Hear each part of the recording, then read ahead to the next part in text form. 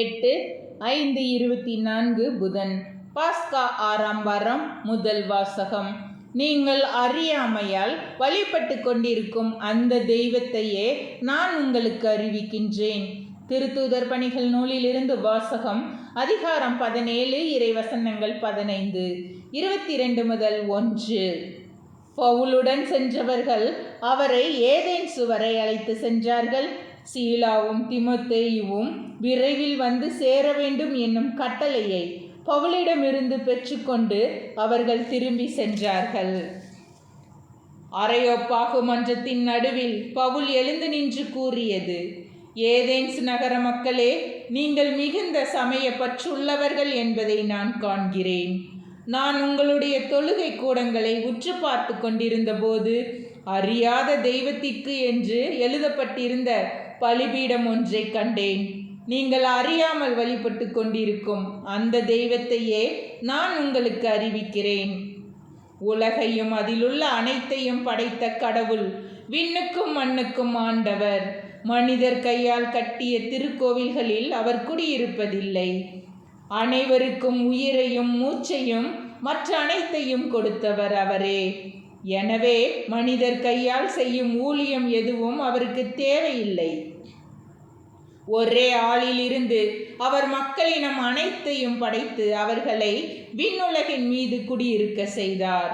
அவர்களுக்கு குறிப்பிட்ட காலங்களையும் குடியிருக்கும் எல்லைகளையும் வரையறுத்து கொடுத்தார். கடவுள் தம்மை அவர்கள் தேட வேண்டும் என்பதற்காகவே இப்படி செய்தார். தட்டி தடவியாவது தம்மை கண்டு கொள்ள வேண்டும் என்பதற்காகவே இவ்வாறு செய்தார். ஏனெனில் அவர் நம் ஒவ்வொருவருக்கும் அருகிலேயே உள்ளார். அவரை சார்ந்துதான் நாம் வாழ்கின்றோம், இயங்குகின்றோம், இருக்கின்றோம். உங்கள் கவிஞர் சிலர் கூறுவது போல நாம் அவருடைய பிள்ளைகளே. நாம் கடவுளுடைய பிள்ளைகளாய் இருப்பதால் மனித கற்பனையாலும் சிற்ப வேலை திறமையாலும் உருவாக்கப்பட்ட பொன், வெள்ளி, கல் உருவங்களைப் போல கடவுள் இருப்பார் என நாம் எண்ணுவது முறையாகாது. ஏனெனில் மக்கள் அறியாமையில் வாழ்ந்த காலத்தில் கடவுள் இதனை பொருட்படுத்தவில்லை. ஆனால் இப்போது எங்கும் உள்ள மக்கள் யாவரும் மனம் மாற வேண்டும் என்று அவர் கட்டளையிடுகிறார். ஏனென்றால் ஒரு நாள் வரும், அப்போது தாம் நியமித்த ஒருவரை கொண்டு அவர் உலகத்திற்கு நேர்மையான தீர்ப்பு அளிப்பார். இறந்த அவரை உயிர்த்தெழ செய்ததன் வாயிலாக இந்நம்பிக்கை உறுதியானதென எல்லோருக்கும் தெளிவுபடுத்தினார். இறந்தவர் உயிர்த்தெழுதல் என்பது பற்றி கேட்டதும் சிலர் அவரை கிண்டல் செய்தனர். மற்றவர்கள் இதை பற்றி நீர் மீண்டும் வந்து பேசும், கேட்போம் என்றார்கள்.